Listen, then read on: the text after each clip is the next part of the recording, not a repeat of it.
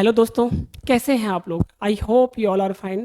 Today I am going to start next lecture of physics of class 11th actually. देखो दोस्तों, आप लोग basic में कुछ कुछ चीज़ और छूटा हुआ है जो मैं आपको आगे कवर अप करवा दूंगा। मतलब धीरे धीरे आगे कवर अप हो जाएगा। कुछ कुछ छोटे छोटे सब चीज़ छूटा हुआ है, जैसे सीक्वेंस एंड सीरीज छूटा हुआ है आपका। ठीक है। आपका वो मेंसुरेशन वाला जो चैप्टर जो होता है, एरिया वेरिया का जो फॉर्मूला जो लिखते हैं, किस तरह से एरिया निकालते हैं, वो सब छूटा हुआ है। वो जैसे जैसे आएगा आगे मैं उसको बताते चला जाऊंगा। ठीक है, इसलिए बेसिक पे बिल्कुल टेंशन मत लीजिएगा। बट जितना बेसिक आपको पढ़ाया गया है दोस्तों, उतना बेसिक अच्छे से तैयार कर लीजिएगा आप लोग। अब जो लोग पढ़ने वाले हैं वो आपका होगा वेक्टर। देखो याद मानना, एक चीज़ यकीन मानो मेरा दोस्तों, ये जो वेक्टर चैप्टर है, ये फिजिक्स पढ़ने के लिए बहुत ही इंपॉर्टेंट है। फिजिक्स पढ़ने के लिए ये चैप्टर बहुत ही इंपॉर्टेंट है।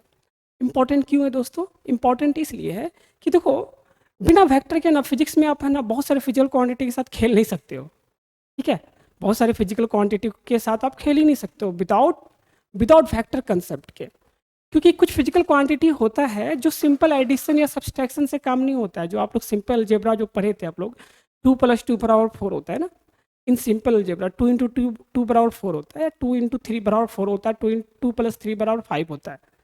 ये आप पढ़े हो सिंपल अलजेब्रा में। बट वेक्टर अलजेब्रा में कहानी कुछ और होता है, कहानी कुछ और होता है।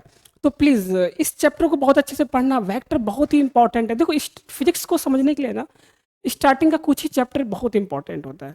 जैसे इस चैप्टर पे आपको कमांड आ गया तो यकीन मानो आगे के चैप्टर में बहुत अच्छे से कमांड आ जाएगा आप लोगों को। ठीक है। अब देखो, बात करते हैं फिजिकल क्वांटिटी का। देखो वेक्टर पढ़ने से पहले मैं आपको फिजिक्स के बारे में बताता हूँ। फिजिक्स जो होता है ना दोस्तों, स्टडी ऑफ फिजिकल क्वांटिटीज होता है। आप फिजिक्स में ना डिफरेंट डिफरेंट क्वांटिटी को पढ़ते हो। जैसे आप कभी पढ़ते हो फोर्स के बारे में, कहीं पढ़ते हो वेलोसिटी के बारे में, कहीं पढ़ते हो आप एक्सेलरेशन के बारे में, कहीं पढ़ते हो आप टॉर्क के बारे में, कभी पढ़ते हो आप चार्ज के बारे में, कभी पढ़ते हो आप इलेक्ट्रोस्टैटिक फोर्स के बारे में, कभी पढ़ते हो आप मास के बारे में, कभी पढ़ते हैं आप इलेक्ट्रिक फील्ड के बारे में, कहीं पढ़ते हो मैग्नेटिक फील्ड के बारे में, कहीं पढ़ते हो पोल स्ट्रेंथ के बारे में, कहीं पढ़ते हो आप न्यूक्लियर फोर्स के बारे में। तो ये सब जितना भी चीज़ होता है ना, इसको बोलते हैं फिजिकल क्वांटिटी। और फिजिकल क्वांटिटी को हम लोग डिफाइन कैसे करते हैं दोस्तों? जिस क्वांटिटी को आप मेजर कर सकते हो ना, that quantity is called physical quantity. जिस क्वांटिटी को आप मेजर कर सकते हो उस क्वांटिटी को क्या कहते हैं हम लोग? Physical quantity. एक क्वांटिटी, देखो उसका डेफिनेशन क्या होगा। एक क्वांटिटी है ना, which can be measure, which can be measured, which can be measure, called called physical quantity, called physical quantity. जिस क्वांटिटी को आप मेजर कर सकते हो उस क्वांटिटी को हम लोग बोलते हैं फिजिकल क्वांटिटी। ठीक है। अब देखो, फिजिक्स में आप physics is the study of physical quantity. आप फिजिक्स में ना डिफरेंट डिफरेंट जगह से फिजिकल क्वांटिटी को पढ़ते हो, फिजिकल क्वांटिटी को ही पढ़ते हो। अब हर चैप्टर में अलग अलग फिजिकल क्वांटिटी आएगा, आपको उसको पढ़ोगे आप। एक आध फिजिकल क्वांटिटी हर चैप्टर्स में आता है दोस्तों। लगभग 70-80 ठो अप्रॉक्स फिजिकल क्वांटिटी है। आपको जो पढ़ना होता है, आपको जो मतलब 11th-12th के सिलेबस में पढ़ना है। ठीक है। अब देखो, डिफरेंट डिफरेंट जगह पे डिफरेंट डिफरेंट फिजिकल क्वांटिटी आता है। और फिजिकल क्वांटिटी किसको कहते हैं दोस्तों? जिसको आप मेजर कर सकते हो। अब बात करते हैं फिजिकल क्वांटिटी में। देखो, जब जैसे फोर्स है आपका, जैसे मान लो स्पीड है, मान लो डिस्टेंस है, मान लो डिस्प्लेसमेंट है। ठीक है, ये सब देखो जितना भी फिजिकल क्वांटिटी है उसको मेजर करने के लिए आपको है ना एक न्यूमेरिकल वैल्यू चाहिए होता है। जैसे मान लो 10 न्यूटन फोर्स, 10 न्यूटन फोर्स, मान लो 10 kg आटा। ठीक है, मास को मेजर करने के लिए आप केजी यूज़ कर रहे हो ना। ठीक है, एक मैग्नीट्यूड यूज़ कर रहे हैं। एक्चुअली मैं ये बताना चाह रहा हूँ दोस्तों, फिजिकल क्वांटिटी में एक मैग्नीट्यूड जरूर होगा। कोई फिजिकल क्वांटिटी को रिप्रेजेंट करने के लिए मैग्नीट्यूड जरूर होता है। मास हुआ, जैसे मास कितना kg, mass 5 kg, 10 kg, 2 gram, 4 gram. ठीक है।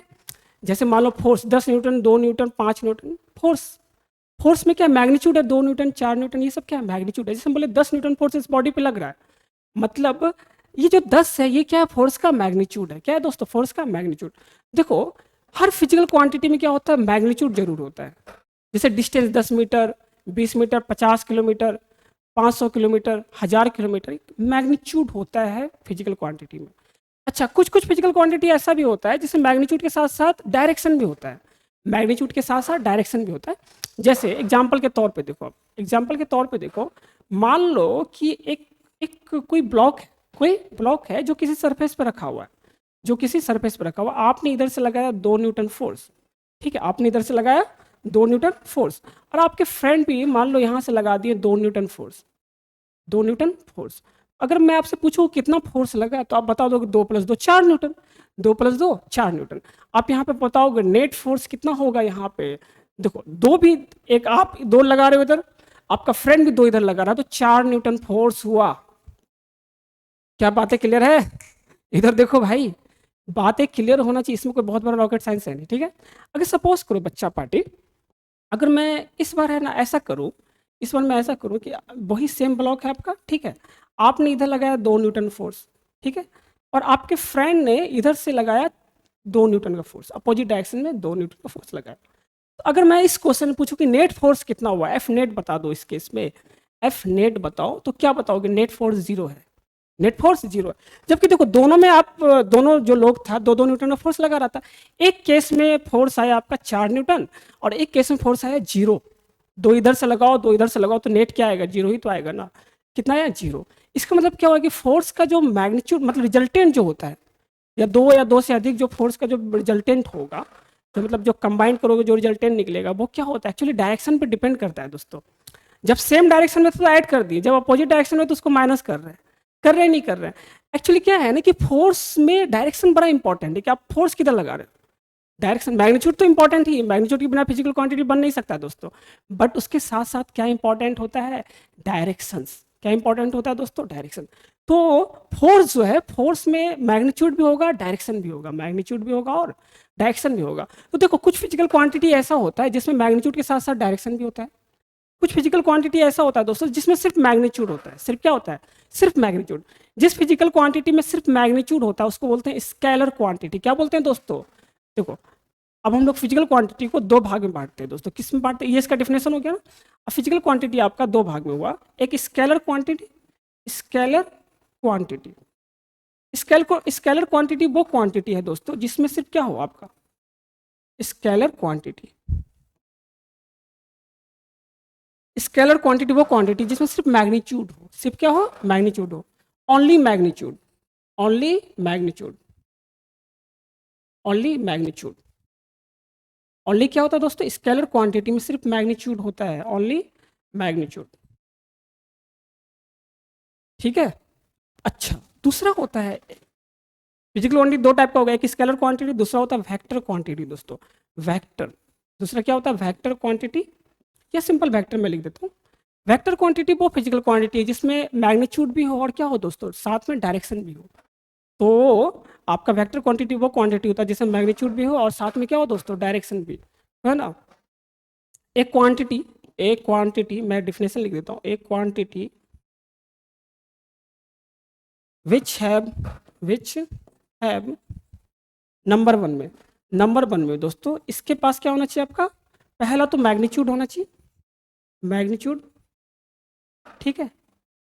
दूसरे में दोस्तों एक फिक्स्ड डायरेक्शन होना चाहिए, fixed direction, fixed direction, fixed direction होना, मैग्नीट्यूड होना चाहिए और क्या होना चाहिए दोस्तों? Fixed direction. और तीसरे में दोस्तों आपका होना चाहिए ये वेक्टर एडिशन को फॉलो करना चाहिए। देखो वेक्टर एडिशन जो होता है ना वो डिफरेंट होता है, सिंपल अलजेब्रा जो अभी तक आप पढ़े थे वो अलग होता है, वेक्टर एडिशन रूल अलग होता है दोस्तों। तो मस्ट फॉलो, तीसरा क्या होना चाहिए? Must follow vector addition rule, vector rule, must follow vector rule. तो जो फिजिकल क्वांटिटी के पास मैग्नीट्यूड हो और डायरेक्शन हो और साथ में वो वेक्टर रूल्स को फॉलो कर रहा हो, वेक्टर रूल्स क्या होता है मैं अभी आपको पढ़ाने वाला हूँ, मैं अभी आपको पढ़ाने वाला हूँ दोस्तों। जो इस 3 चीज को, जो इस 3 चीज में, जिसमें जिस फिजिकल क्वांटिटी में ये तीनों होता है उसको हम लोग बोलते हैं वेक्टर। क्या बोलते हैं दोस्तों? वेक्टर। क्या मेरी बातें क्लियर है? वेक्टर किसको कहेंगे दोस्तों? जिसमें मैग्नीट्यूड हो, वैसा फिजिकल क्वांटिटी जिसमें मैग्नीट्यूड हो, डायरेक्शन हो और वो वेक्टर एडिशन रूल को या सिंपल वेक्टर रूल को फॉलो जरूर करता हो, उसको हम लोग कहते हैं वेक्टर फिजिकल क्वांटिटी। अब देखो एग्जांपल का मैं बात कर लेता हूँ, एग्जांपल दोनों में देख लो। इसका एग्जांपल का बात करता हूँ, स्केलर क्वांटिटी के एग्जांपल का बात करता हूँ मैं। स्केलर का एग्जांपल देखो, मैं यहाँ पे लिख देता हूँ example of scalar, example of scalar, scalar. Scalar quantity का एग्जांपल है दोस्तों डिस्टेंस, डिस्टेंस। डिस्टेंस के पास जो होता है ना कोई भी डायरेक्शन नहीं होता दोस्तों। स्पीड है ना, मास, मास में कोई डायरेक्शन नहीं होता है, मास, टाइम, ठीक है, मास, टाइम, एरिया, वॉल्यूम, ठीक है, एरिया हुआ। अच्छा, एरिया, एरिया को हम लोग वेक्टर भी पढ़ते हैं, एरिया वेक्टर के नाम से पढ़ोगे आप। एरिया को दोनों जैसा ट्रीट किया जाता है, एरिया स्केलर भी क्वांटिटी होता है, एरिया वेक्टर भी क्वांटिटी होता है। जब हम लोग एरिया को वेक्टर जैसा ट्रीट करते हैं उसको बोलते हैं एरिया वेक्टर। तो आप एरिया में थोड़ा सा पढ़ोगे, एरिया को दोनों जैसा ट्रीट किया जाता है। करंट, चार्ज, पहले मैं चार्ज लिखता हूँ, चार्ज, चार्ज आपका स्केलर क्वांटिटी होता है दोस्तों, ठीक है। इलेक्ट्रिक करंट, करंट, करंट जो होता है वो आपका होता है स्केलर क्वांटिटी, होता है एक्चुअली टेंसर। इसमें एक और होता है, देखो स्केलर वेक्टर, एक और होता है टेंसर। टेंसर आपको पढ़ना नहीं है, ठीक है। आप यहाँ पे समझ लो इलेक्ट्रिसिटी जो होता है वो आपके लिए आपके कोर्स में, आपको आपके कोर्स में दोस्तों ये स्केलर जैसा ट्रीट होगा। किसके जैसा ट्रीट होगा? स्केलर। और पढ़ लो बेटा energy, energy, work done, work done, ठीक है, मोमेंट ऑफ इनर्शिया, और मैं लिखूं, चलो और एटसेट्रा डाल देते हैं ना, एटसेट्रा। ये सब जो फिजिकल क्वांटिटी है दोस्तों, ये सारा क्वांटिटी आपका स्केलर क्वांटिटी होता है। ये कैसा क्वांटिटी होता है?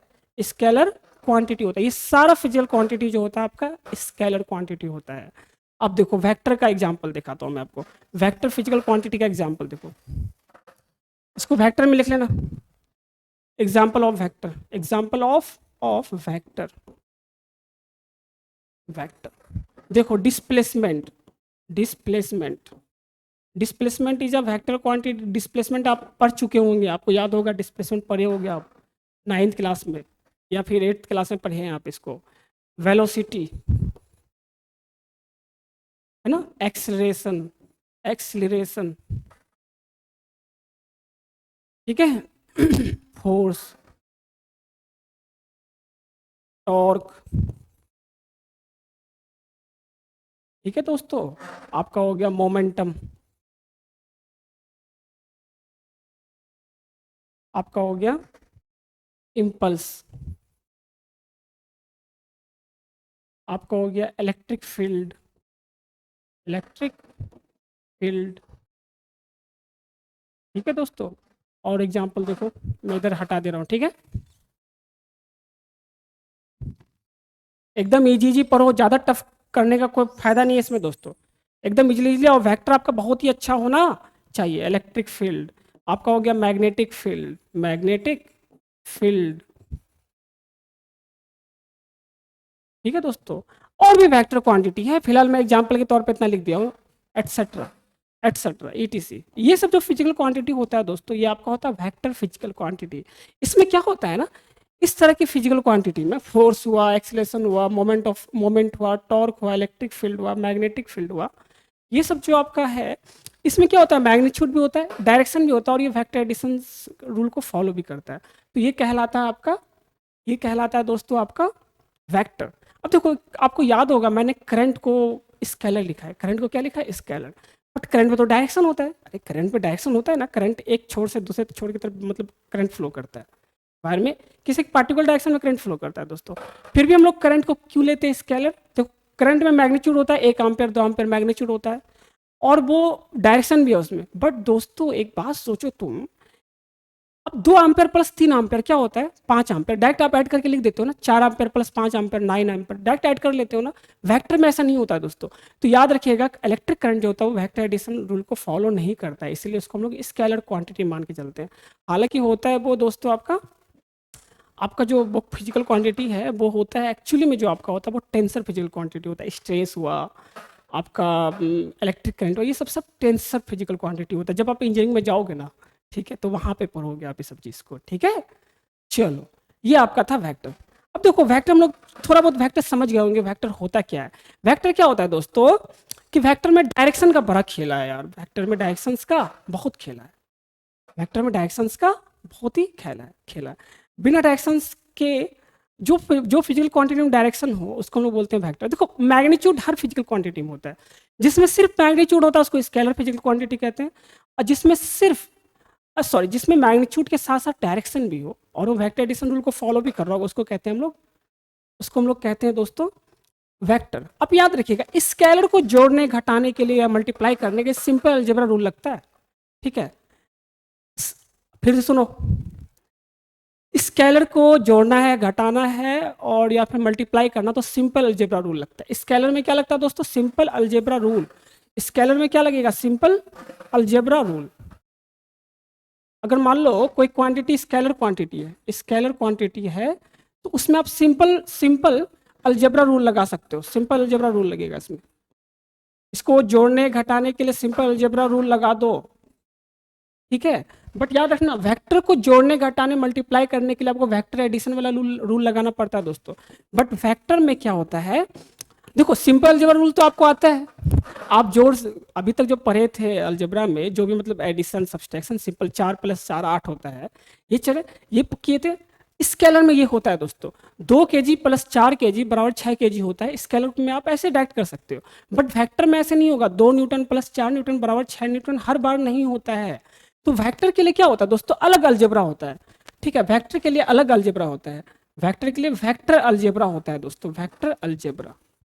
इसके लिए एकदम अलग ही रूल चलता है, इसके लिए अलग रूल चलता है, वेक्टर अलजेब्रा रूल, ठीक है। वेक्टर के लिए वेक्टर अलजेब्रा और रूल एकदम बिल्कुल अलग है। तो हम लोग को इस चैप्टर में क्या पढ़ना है? वेक्टर अलजेब्रा रूल ही पढ़ना है दोस्तों। हम लोग को इस चैप्टर में ये पढ़ना है कि दो वेक्टर को कैसे ऐड करते हैं, कैसे सब्सट्रैक्ट करते हैं, ठीक है दोस्तों, कैसे मल्टीप्लाई करते हैं। ओके, ये हमेशा याद रखिएगा। हम लोग को इस चैप्टर में क्या पढ़ना है? हम लोग को इस चैप्टर में वेक्टर अलजेब्रा पढ़ना है।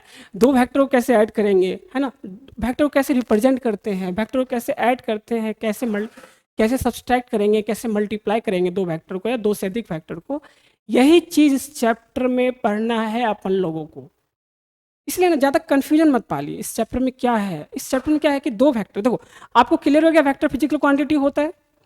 अरे यार, फिजिकल क्वांटिटी में वेक्टर भी होता है दोस्तों। कुछ फिजिकल क्वांटिटी ऐसा होता है जिसमें डायरेक्शन होता है, तो उसको जोड़ने घटाने और मल्टीप्लाई करने के लिए आपको वेक्टर वेक्टर रूल का यूज करना होगा, वेक्टर अलजेब्रा रूल का यूज करना पड़ेगा, वेक्टर अलजेब्रा रूल का यूज करना पड़ेगा। तो यही चीज मैं आपको यहाँ पे पढ़ाने का कोशिश कर रहा हूँ, वेक्टर अलजेब्रा रूल।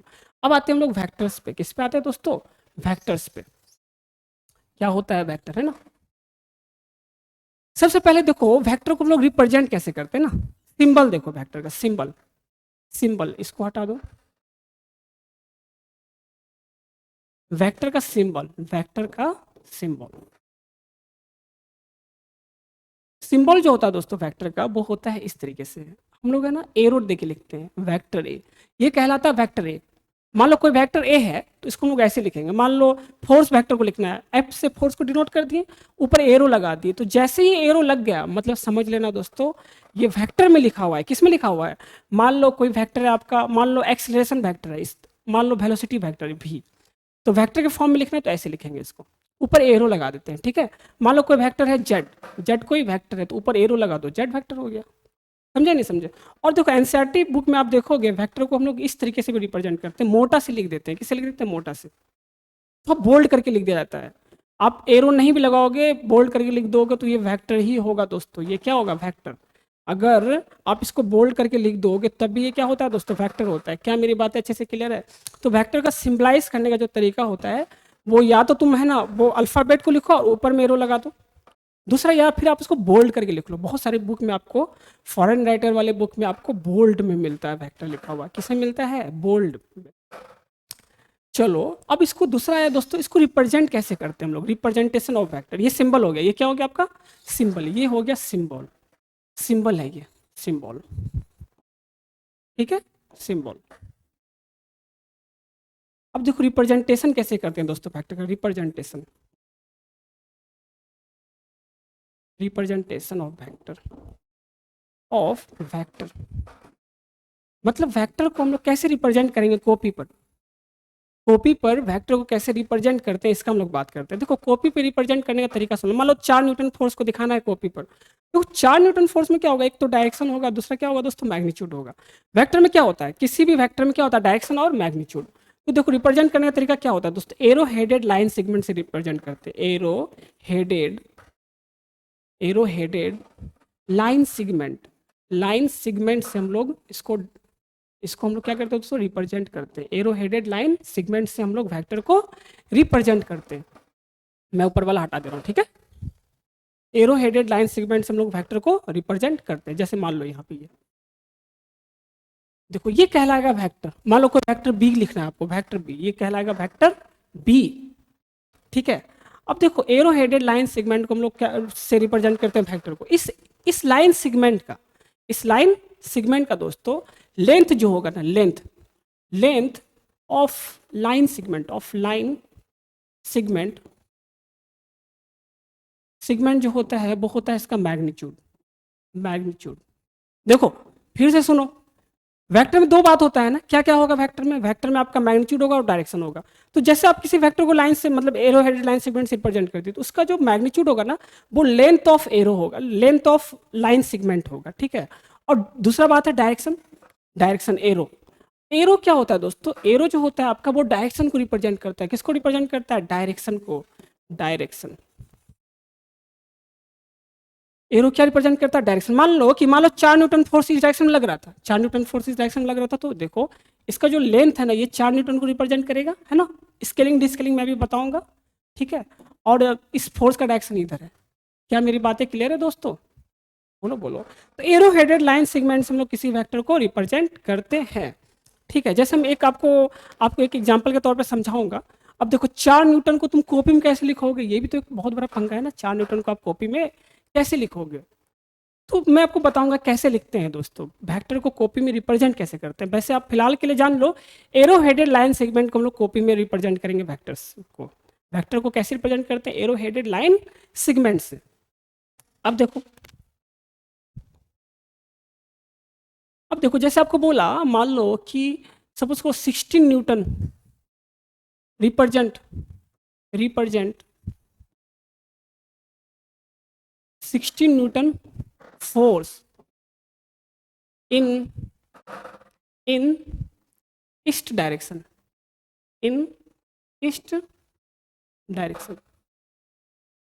आपसे बोला इस डायरेक्शन में 16 न्यूटन के फोर्स को रिप्रेजेंट करो। देखो कॉपी में याद रखिएगा, कॉपी में एक चीज याद रखना दोस्तों, कॉपी में जो होता है आपको याद रखना, कॉपी में सबसे ऊपर जो होगा वो नॉर्थ होगा, नीचे में साउथ होगा, इधर वेस्ट होता है और इधर क्या होता है? ईस्ट। कॉपी में इस तरह से हम लोग डायरेक्शन रिप्रेजेंट करते हैं, ऊपर में नॉर्थ, नीचे साउथ, है ना। आपका लेफ्ट में वेस्ट और राइट में ईस्ट होता है। इस तरीके से कॉपी में रिप्रेजेंट करते हैं। अब देखो आपको कॉपी में रिप्रेजेंट करना है, तो कॉपी में क्या कीजिए आप, इस तरीके से एक कोऑर्डिनेट सिस्टम खींच लो, है ना। इस तरीके से क्या कर लो आप, कोऑर्डिनेट सिस्टम खींच लो आप। अब देखो इसमें है ना स्केलिंग करो, इसको स्केलिंग। देखो कॉपी में क्या होता है? लेंथ होता है ना जी। कॉपी में क्या होता है? लेंथ होता है आपका। अरे कॉपी में क्या होगा? सेंटीमीटर वाला लेंथ होता है ना कॉपी में, न्यूटन थोड़ी होता है कॉपी में। अरे दूरी, कॉपी में क्या होता है, आप जो खींचोगे तो लेंथ है, वो क्या है? लेंथ है। जैसे उसको क्या करते हैं हम लोग ना, स्केलिंग कर लेते हैं। क्या कर लेते हैं? पहले स्केलिंग कर लेते हैं। मान लो कि 4 न्यूटन फोर्स बराबर मान लो 1 सेंटीमीटर, कितना मान लो 1 सेंटीमीटर। ये स्केलिंग हम लोग यहाँ पे नीचे लिख दिए। तो यहाँ से देखो 16 न्यूटन बराबर फोर्स बराबर कितना हो जाएगा आपका? 16 न्यूटन फोर्स बराबर यहाँ से कितना हो जाएगा बता दिए? 4 सेंटीमीटर। कितना हो जाएगा? 4 सेंटीमीटर। अब देखो अगर इसको रिप्रेजेंट करोगे आप कॉपी में अगर आप इसको रिप्रेजेंट करोगे, तरीका क्या होगा दोस्तों कि 4 न्यूटन का इस किसके डायरेक्शन में था? ईस्ट के डायरेक्शन। 4 न्यूटन का एक है ना, एक आप क्या करो, लाइन सेगमेंट खींचो 4 सेंटीमीटर का। कितना का दोस्तों? 4 सेंटीमीटर का। 4 सेंटीमीटर का एक लाइन सेगमेंट खींच लिए हम लोग। अब देखो फोर्स किधर? ईस्ट की तरफ। तो ईस्ट की तरफ क्या लगा दिए? एरो लगा दिए। ठीक है। तो ये जो फोर्स है ना, यही 16 न्यूटन फोर्स को रिप्रेजेंट कर रहा है। ठीक है दोस्तों, चलो इसको लिखने की वैसे जरूरत नहीं है आपको, ये जो लिखने का जरूरत नहीं है। ये जो आपका फोर्स है, ये वाला जो फोर्स है, यही आपका 4 सेंटीमीटर आप इस तरीके से खींच करके आप इसको रख दो। और नीचे में ना ये स्केलिंग लिख देना, नीचे में क्या लिख देना? स्केलिंग, कि 4 न्यूटन बराबर 1 सेंटीमीटर। तो लोग समझ जाएगा ना कि 4 सेंटीमीटर बराबर कितना हो गया दोस्तों? आपका हो गया 16 न्यूटन। समझ जाएगा ना लोग। अरे ये स्केलिंग उसको नीचे लिखा रहेगा, नीचे लिख देना, ग्राफ पेपर के नीचे में लिख देना स्केलिंग आप, 4 सेंटीमीटर बराबर 4 न्यूटन बराबर 1 सेंटीमीटर। तो वो जैसे देखेगा इस लेंथ को मेजर करेगा, वो देखेगा 4 सेंटीमीटर का लेंथ है और 1 सेंटीमीटर बराबर कितना है दोस्तों? 4 न्यूटन। तो 4 सेंटीमीटर बराबर हो गया आपका 16 न्यूटन। तो यहाँ से इस तरह से रिप्रेजेंट होता है। देख लो, अच्छे से देख लो। जैसे आपसे पूछा दोस्तों कि रिप्रेजेंट सपोज करो, आपसे पूछा represent 20 metre per second in north west direction. आपसे क्या पूछा? 20 metre per second in north west direction. 20 metre per second किसका किसका यूनिट होता है? वेलोसिटी का। किसका यूनिट होता है दोस्तों? वेलोसिटी का। तो आपको बोला 20 मीटर पर सेकंड को आपको रिप्रेजेंट करना किधर? नॉर्थ वेस्ट डायरेक्शन में। तो देखो एक तो आप यहाँ पे रिप्रेजेंट कर लिए है ना। चलो फिर से एक अलग फिगर, ये अब अलग क्वेश्चन हो गया, ठीक है दोस्तों, ये अलग क्वेश्चन। ये आपका क्या हो गया दोस्तों? नॉर्थ, ये हो गया आपका ईस्ट, ये हो गया साउथ, और ये हो गया वेस्ट। नॉर्थ वेस्ट डायरेक्शन में आपको करना है दोस्तों रिप्रेजेंट। किधर करना है? नॉर्थ वेस्ट डायरेक्शन, याद रखिए। नॉर्थ वेस्ट मतलब नॉर्थ से 45, देखो नॉर्थ वेस्ट डायरेक्शन ये वाला है ना, मतलब नॉर्थ से 45 डिग्री पे ही रिप्रेजेंट करना आपको। मतलब इधर से 45 डिग्री बना रहा होगा और इधर से भी कितना बना रहा होगा? 45 डिग्री, ठीक है। अब देखो इस डायरेक्शन में आपको एक वेक्टर को दिखाना है। इस डायरेक्शन में आपको क्या दिखाना है दोस्तों? एक वेक्टर को दिखाना है। अब देखो आपको 20 मीटर पर सेकंड है, कॉपी मीटर पर सेकंड तो नहीं होता है ना, तो आपको कोई स्केलिंग लेना पड़ेगा। एक स्केलिंग ले लो, स्केल ले लो यहाँ पे आप दोस्तों। वो क्या ले लो कि मान लो 5 मीटर पर सेकंड को ले लो आप 1 सेंटीमीटर। कितना ले लो आप? 1 सेंटीमीटर। देखो तो 20 मीटर पर सेकंड बराबर कितना हो जाएगा? 4 सेंटीमीटर, है ना। तो यहाँ से आप क्या करो, यहाँ से किस डायरेक्शन बोला? नॉर्थ वेस्ट, मतलब नॉर्थ से 45 और वेस्ट से 45, मतलब बीच में ना। नॉर्थ वेस्ट मतलब क्या हुआ? नॉर्थ वेस्ट के बीच में। यहाँ से आपको इसके डायरेक्शन में 4 सेंटीमीटर का एक लाइन खींचो आप। क्या खींचो? लाइन खींचो। और यहाँ पे है ना एरो लगा दो। एरो क्या बताएगा? डायरेक्शन वो कि नॉर्थ वेस्ट डायरेक्शन में है, ठीक है दोस्तों। ये जो वेक्टर है ये रिप्रेजेंट कर रहा है इसको, ये रिप्रेजेंट कर रहा है इस वेक्टर को, समझ रहे हैं? इस वेक्टर को रिप्रेजेंट कर रहा है। क्या मेरी बातें क्लियर है? देखो देखो अच्छे से देखो दोस्तों, अच्छे से देख लो, अच्छे से दोस्तों देख लो इसको। नॉर्थ वेस्ट डायरेक्शन में है 20 मीटर पर सेकंड, इस तरीके से रिप्रेजेंट करते हैं हम लोग, इस तरीके से रिप्रेजेंट करते हैं। जैसे आपसे पूछा दोस्तों, मान लो कि आपसे आपको मैं देता हूँ कुछ,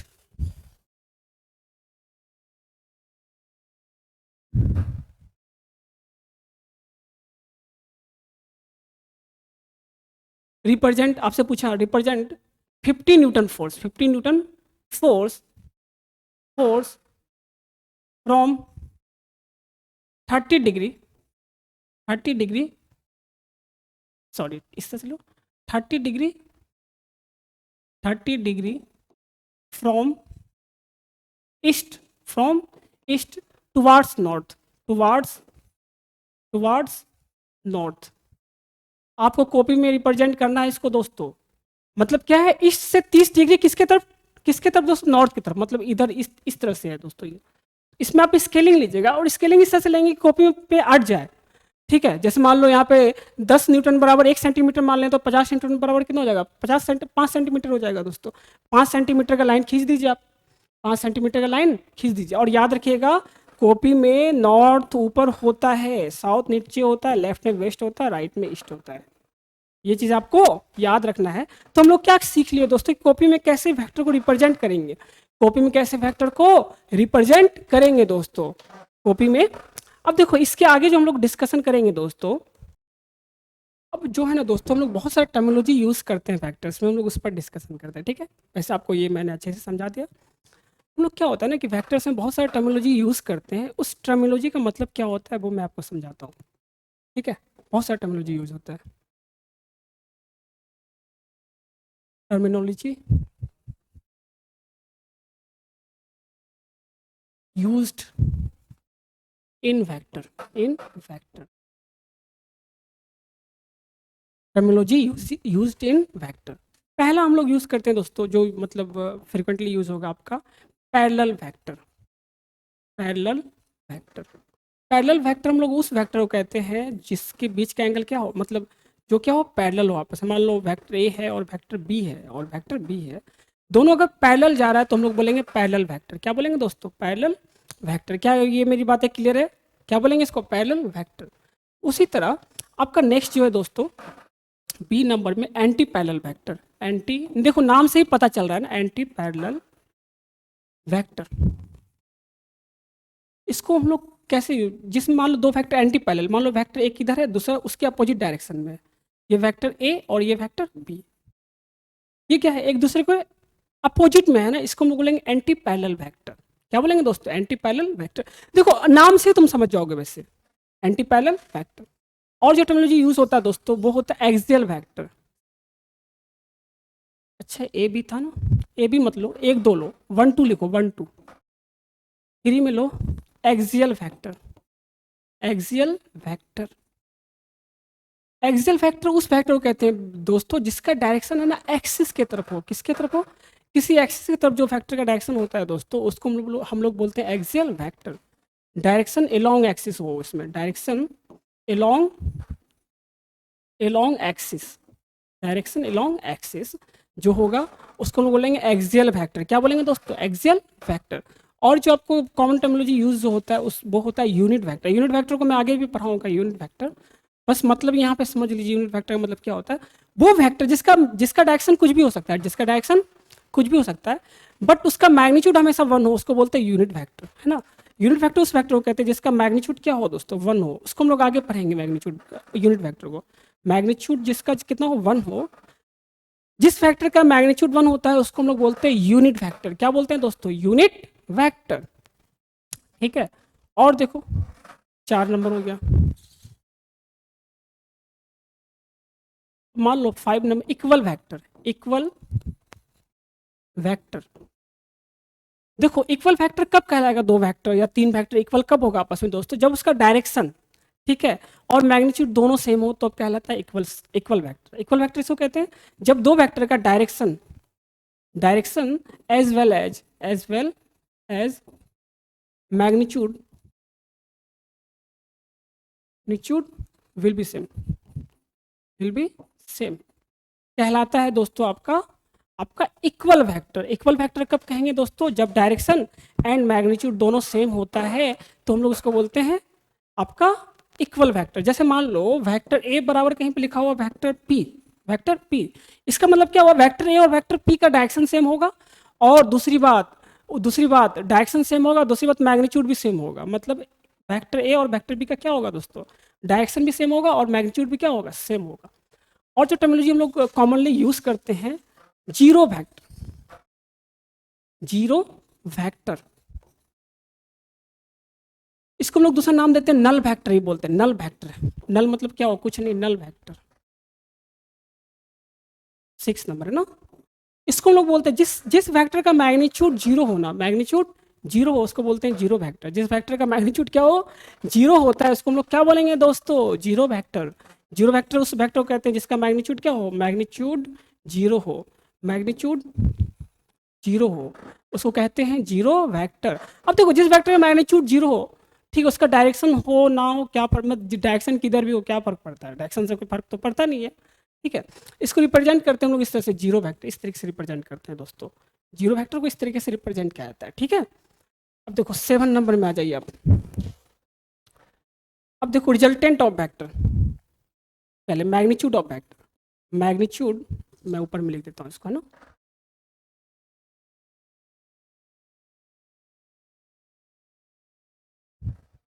magnitude of vector, magnitude of vector, of vector.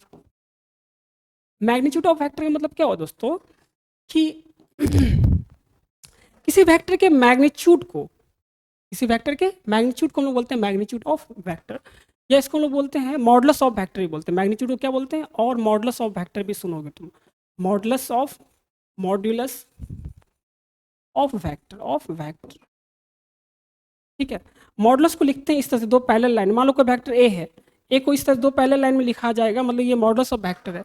इसका मतलब क्या हुआ कि मैग्नीट्यूड ऑफ ए कहलाएगा इसमें। मैग्नीट्यूड ऑफ वेक्टर ए को हम लोग ऐसे लिखते हैं दोस्तों, modulus of a, modulus of a, या मैग्नीट्यूड ऑफ वेक्टर या मॉडुलस ऑफ वेक्टर सेम बात है। ठीक है, मान लो कहीं पे लिखा हुआ वेक्टर सी, इस तरीके से लिखा हुआ, इसका मतलब क्या हुआ? ये मैग्नीट्यूड ऑफ वेक्टर सी, इसका मतलब क्या हुआ? Magnitude of vector C. अच्छे से देख लो, अच्छे से इस बात को देख लीजिए आप लोग।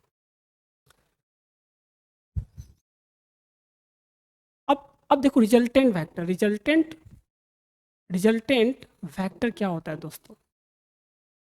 ये भी बहुत बहुत यूज होगा। मान लो दो या दो से अधिक वेक्टर को आपस में ऐड करोगे ना, आपस में ऐड करोगे तो कुछ चीज आएगा, जो चीज आता है उसको बोलते हैं रिजल्टेंट वेक्टर। क्या बोलते हैं दोस्तों? या सम ऑफ, ये कहलाएगा sum of vector, sum of vector. Vector को हम लोग बोलते हैं resultant vector, sum of vector. मान लो वेक्टर ए है, कोई कोई वेक्टर बी है, दोनों को जोड़ दो तो एक नया वेक्टर होगा ना जी। मान लो 4 न्यूटन फोर्स और 5 न्यूटन फोर्स को आपस में एक बॉडी पे लगाओ, तो उसका नेट रिजल्टेंट फोर्स आएगा कि नहीं आएगा? तो वो नेट रिजल्टेंट को बोलते हैं रिजल्टेंट वेक्टर दोस्तों। इसको बोलते हैं हम लोग आर से डिनोट करते हैं, रिजल्टेंट वेक्टर इस तरह से कहलाता है ये। इसको किससे डिनोट करते हैं? वेक्टर आर से। किससे डिनोट करेंगे दोस्तों? वेक्टर आर से। रिजल्टेंट वेक्टर कहलाता है ये क्या कहलाता है दोस्तों? Resultant vector. ये नंबर तो मैं भूल गया यार, कितना नंबर में चल रहा था ये। चलो ठीक है, नंबर इंपॉर्टेंट नहीं। रिजल्टेंट वेक्टर का मतलब समझ गए। मान लो 4 वेक्टर है, vector A, vector B, vector C और वेक्टर डी। इस चारों का आपसे पूछा रिजल्टेंट बताओ, तो चारों को आपस में जोड़ दो, चारों को आपस में जोड़ दो, तो क्या होगा दोस्तों? जो नया वेक्टर आएगा उसी को बोलेंगे रिजल्टेंट वेक्टर। इसको हम लोग है ना, मतलब कॉमनली हम लोग आर से डिनोट करते हैं। किससे डिनोट करते हैं दोस्तों? आर से। इससे डिनोट करेंगे आर से। ये कहलाता है रिजल्टेंट ऑफ अ वेक्टर। और देखो, और देखोगे आप निगेटिव वेक्टर। क्या देखोगे आप? Negative vector. Negative vector. Negative vector क्यों कहते हैं दोस्तों? तो सुनो, डायरेक्शन अपोजिट कर दोगे तो निगेटिव वेक्टर कहलाएगा। डायरेक्शन अगर अपोजिट कर देंगे, आप क्या कर देंगे? डायरेक्शन अपोजिट कर दोगे तो इसको कहेंगे निगेटिव वेक्टर। ठीक है, जैसे मान लो कोई वेक्टर ए था आपका, इस तरीके से ए था वेक्टर, आपको अगर माइनस ए वेक्टर लिखना है तो वो क्या कहला? इस तरीके से लिखाएगा, माइनस ए वेक्टर। तो ये ए का निगेटिव वेक्टर है। ए का निगेटिव वेक्टर क्या? मान लो 4 न्यूटन फोर्स इधर लग रहा है, तो -4 न्यूटन फोर्स कैसे लगेगा? इधर जस्ट अपोजिट डायरेक्शन में, जस्ट अपोजिट डायरेक्शन में। निगेटिव ऑफ वेक्टर का मतलब क्या होता है? बस डायरेक्शन को अपोजिट करना है। किसको अपोजिट करना है दोस्तों? डायरेक्शन को जस्ट अपोजिट कर दीजिएगा तो आपको निगेटिव वेक्टर आएगा। क्या आएगा आपको? Negative vector. इसमें बहुत सारे वेक्टर है जिसको हम लोग आगे पढ़ेंगे, जिसको हम लोग रिजल्टेंट पे बहुत डिस्कशन चलेगा दोस्तों। एडिशन सब्सट्रैक्शन ऑफ वेक्टर पे बहुत सारे डिस्कशन चलना बाकी है। ठीक है, तो निगेटिव वेक्टर का मतलब समझ गए दोस्तों? निगेटिव वेक्टर का मतलब हुआ दोस्तों डायरेक्शन अपोजिट कर लो। मान लो कि कोई वेक्टर पी है, पी का आपको निगेटिव वेक्टर चाहिए, तो क्या कर लो? पी का डायरेक्शन को अपोजिट कर लो। अपोजिट, मान लो पी ऐसे लग रहा था, अब माइनस पी जो वेक्टर होगा, निगेटिव ऑफ वेक्टर पी जो होगा, वो क्या होगा? अपोजिट डायरेक्शन में लगेगा। उसको हम लोग बोलेंगे निगेटिव वेक्टर। ठीक है दोस्तों, निगेटिव वेक्टर इस तरीके से रिप्रेजेंट किया जाता है। इस तरीके से रिप्रेजेंट किया जाता है इसको। ठीक है, और देखो, और वेक्टर सुनो।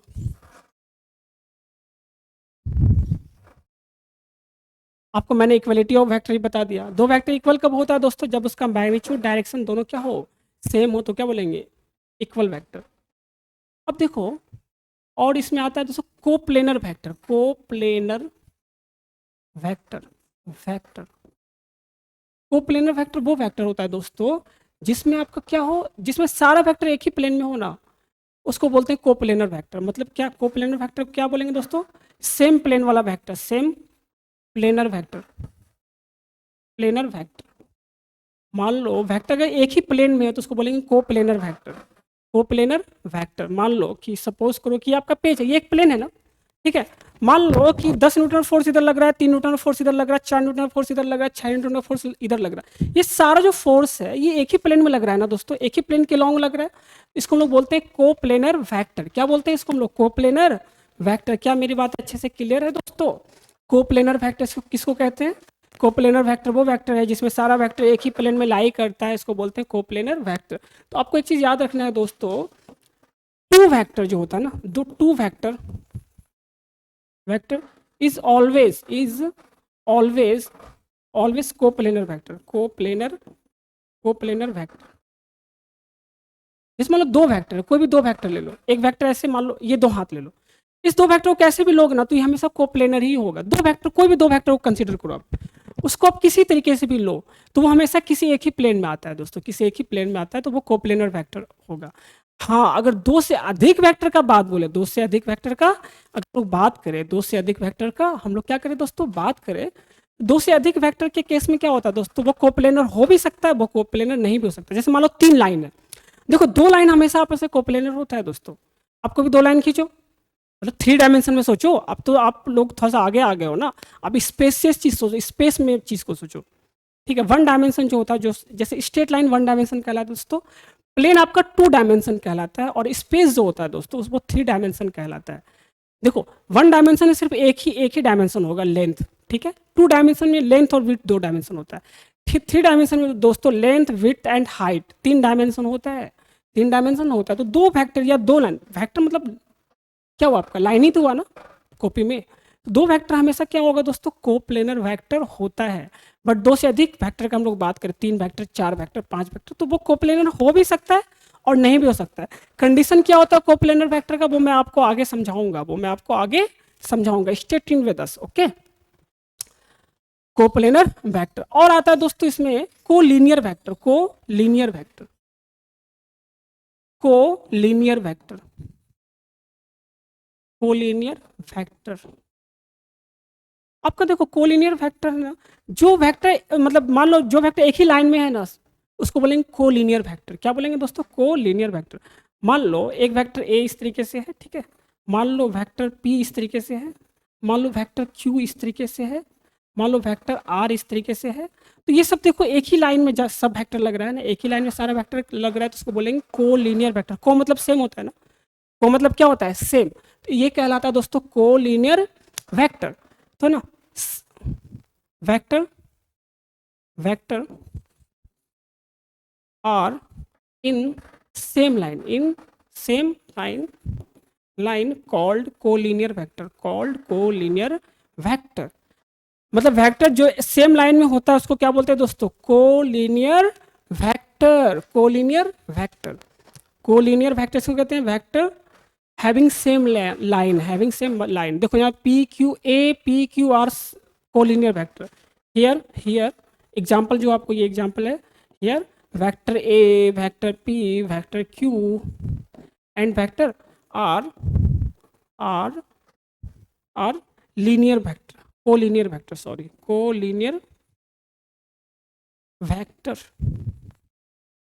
Collinear vector. आई होप आपको अच्छे से समझ में आया होगा, ठीक है। चलो ठीक है, तो आज का लेक्चर हम लोग यहीं पे रखते हैं दोस्तों, ठीक है। और प्लीज़ आप लोग से मेरा मतलब रिक्वेस्ट है कि प्लीज़ अच्छे से पढ़ना बेसिक वाले पार्ट को, ये भी बेसिक ही में आता है। वैसे इससे क्वेश्चन एग्जामिनेशन में पूछा जाता है दोस्तों, चाहे वो जेई हो, चाहे वो नीट हो, और इसके बिना तो तुम फिजिक्स पढ़ ही नहीं सकते हो। देखो वेक्टर आप पहली बार पढ़ रहे हैं ना लाइफ में, तो आपको हो सकता है थोड़ा सा टफ लगेगा, वेक्टर में भी थोड़ा सा टफ लग सकता है, मगर यकीन मानो वेक्टर बिल्कुल टफ नहीं है, आपको बिल्कुल टफ नहीं लगने वाला है। देखो क्या है ना कि वेक्टर बच्चों को क्यों टफ लगता है, क्योंकि ना ये पहली बार ये डायरेक्शन पढ़ रहे हो आप, अभी तक आप डायरेक्शन नहीं पढ़े थे, आप सिंपल अलजेब्रा पढ़े थे, आप वो अलजेब्रा पढ़ रहे हो जिसमें डायरेक्शन है, जिसको हम लोग रिप्रेजेंट करने का तरीका अलग अलग होता है, ठीक है।